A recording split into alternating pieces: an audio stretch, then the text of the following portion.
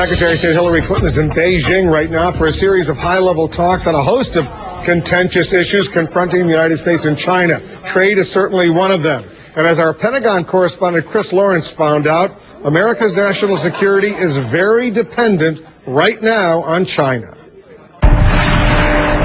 Buried in mines like these are rare earth elements that power America's national defense system.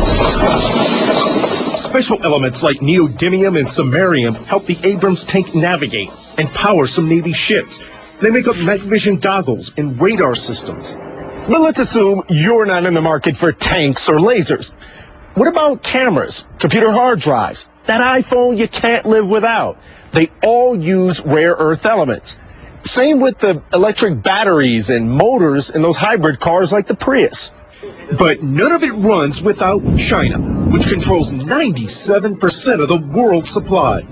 That's tremendous leverage over the United States. This is not the position that we want to be in. Especially now that China is drastically cutting how much it exports. One U.S. government report found element shortages have already delayed some weapons production. That's why Congressman Mike Coffman introduced legislation directing the Pentagon to come up with an alternative supply. And so the fact that we're relying upon a country that is not an ally to the United States puts us in a very vulnerable position. But one of the biggest mines outside China is right in Southern California. So how much rare earth does the United States have? We have about anywhere from between 10 and 15% of the entire globe's supply. Jim Sims works for Molycorp, which bought the American mine after it shut down 12 years ago. Back in the 1990s, China flooded the marketplace with product, drove down prices to the point where pretty much put all of its competitors out of business.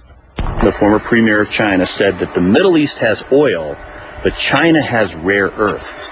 So they understood early on the strategic value of developing their rare earth supply. Now the California mine is coming back to life and has applied for a government loan guarantee. If we're able to secure it, it'll help us get up and running faster. But critics say the government, meaning you, taxpayer, would have to subsidize way too much of the cost just to make the American mine competitive. You can't have a mine that's open domestically and has 20 or 30% higher price than the rest of the world market. That doesn't help us at all. Andrew Lubin is a metal trader who imports minerals from China. He says, yeah, China's cut back on exports because they're using more of their own elements. Lubin says American mine owners are using the threat of a Chinese boogeyman to pressure the U.S. government into removing environmental restrictions. People are using national security as a reason to scare some of the pollution problems away.